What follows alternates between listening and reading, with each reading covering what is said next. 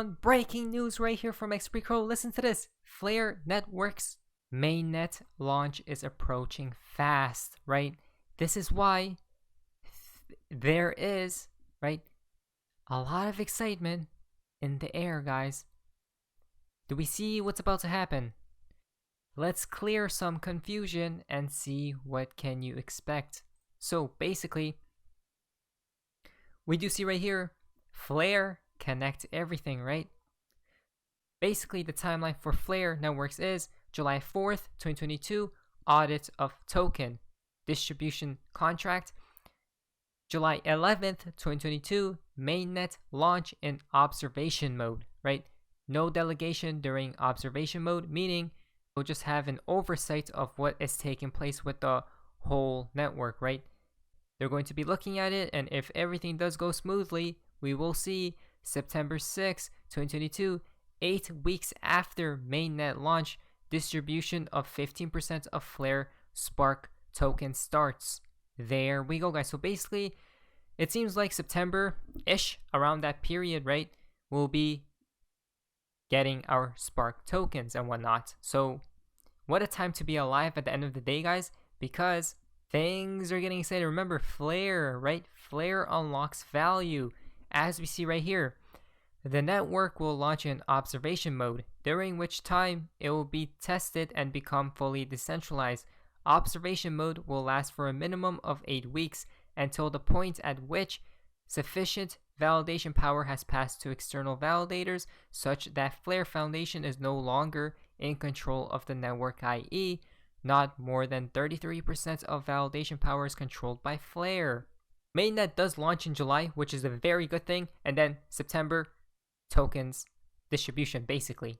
That's the timeline, guys. It does seem very promising, to say the least, right? It's crazy how we're getting that for free, honestly.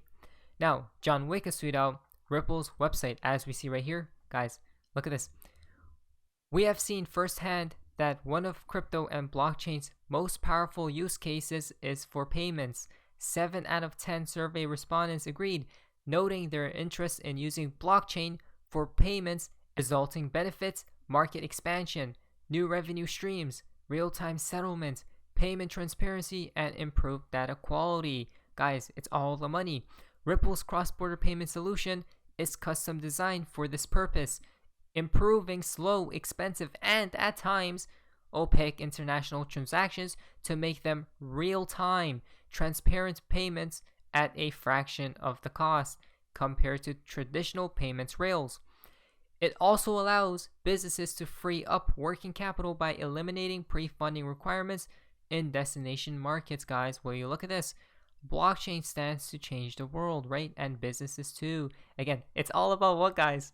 Ripple. It's all about what? XRP going throughout the world, like we've been talking about all this time, right? Guys, we're talking about the planet Earth here. Not just one location or one specific location, right? For example, the United States. No, it's every country, basically. The whole world will be participating in the new financial system, right? That's going to be upcoming, I'm thinking, in a few years maximum from now, guys. Crypto and blockchain technology are rapidly transforming the way the world moves, manages, and tokenizes value, guys. Wow. Beautiful, beautiful, beautiful. Now, I am doing a 30 XRP giveaway on my NFT account page right here, Phoenix Reborn. If you guys would like to participate, the first link will be in the description down below. Now, look at this, guys. This news won't make any difference to the price of XRP, at least. However, it will cancel out the FUD regarding Jet's association with XRP and coin dumping. Only one question though. How in the hell did he escape the SEC and Ripple didn't, right? Isn't that interesting? Look at that. He knows who Arthur Riddle is. Guys, very interesting, isn't it? So basically, as we see, Jet balance right here. How much do we have left? Real time, 81 million XRP remaining, guys. Basically, probably 2 weeks maximum, or approximately around that area, right? It seems like July 11th, like Flair, coincides the same dates, right? So, which is quite interesting. As we see, he has been ramping up the dumping the dumpage as we see from 3 million to 7, 7, and 7, guys. Quite interesting. We are getting near though, right? This is how we know soon, guys. Now, Rule XRP is tweeted Brad Garlinghouse, CEO at Ripple at Consensus 2022. So I'm going to kind of speed this up so it's not too long, right? But listen to this. It's quite interesting what Brad basically states in this video. The headline for me is, I feel like it looks good. In large part, I think it's very clear, and the more that has come out, the facts are on our side, and I think it's more and more clear the law is on our side. But we have spent, I mean, one of the things when this is all said and done, we will have spent over $100 million on legal fees fighting the SEC. And the dynamic there is, in my opinion, the SEC bullies companies into settlements because they can't afford to fight. And the reason I think this fight is so important isn't just for Ripple, it's really for the whole industry. It was literally 4 years ago this week that Bill Hinman, the director of corporate finance at the United States Securities and Exchange Commission, gave a speech saying that ETH was not a security. And by the way, let me be clear, I do not think ETH is a security. I don't think XRP is a security. But at the time, we viewed this as, isn't it great that 4 years ago, we're starting to provide some leadership and some clarity.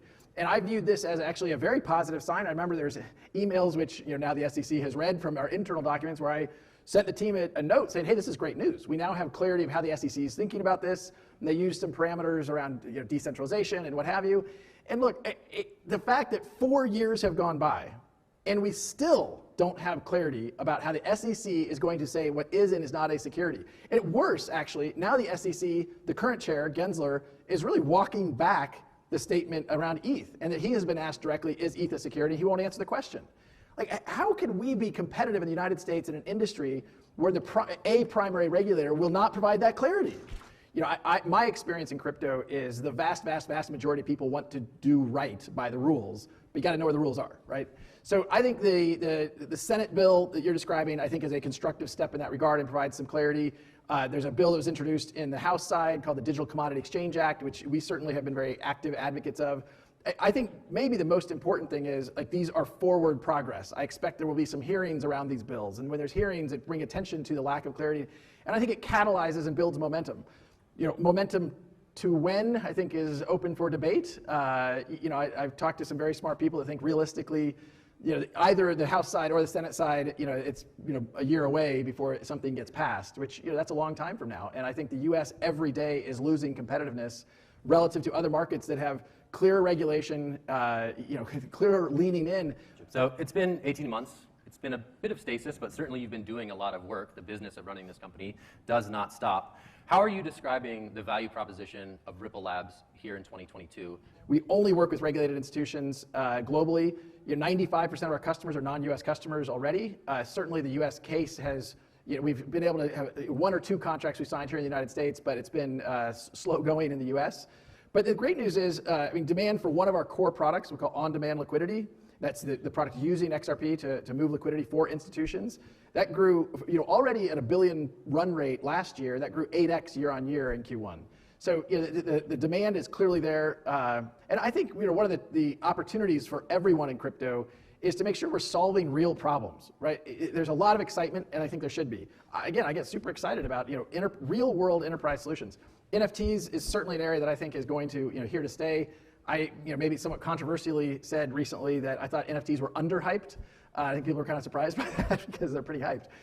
What I would calling out is that I don't know how to think about NFTs in the context of, is one artist better than the other, right? Is a Van Gogh worth more than a Picasso?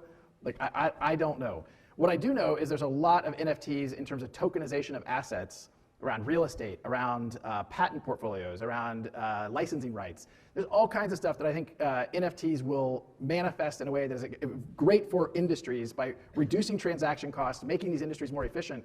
And that's where I think NFTs are underhyped in terms of how they will integrate into our economy broadly. I also will say, and part of I made the point earlier around ETH, I think all boats rise. And one of the most frustrating things, and CoinDesk has certainly written about this, the tribalism in crypto is holding us all back. Like, we just gotta stop it. Like, we have to, we're on the same team. I really believe that. Like, what's good for crypto is good for Ripple. And I try to be really careful about, even on stuff that I feel like I don't understand. I'm not trying to badmouth, NFTs. Like, I just don't know. But I think what's good for crypto is good for everybody in the industry. And I think the tribalism holds us back in a really big way. I am a person who believes in climate change. I'm a person who believes that carbon production is something we got to pay attention to. Again, we're all on the same team here. I think to the extent we can use more efficient technologies for solutions, then we should use those.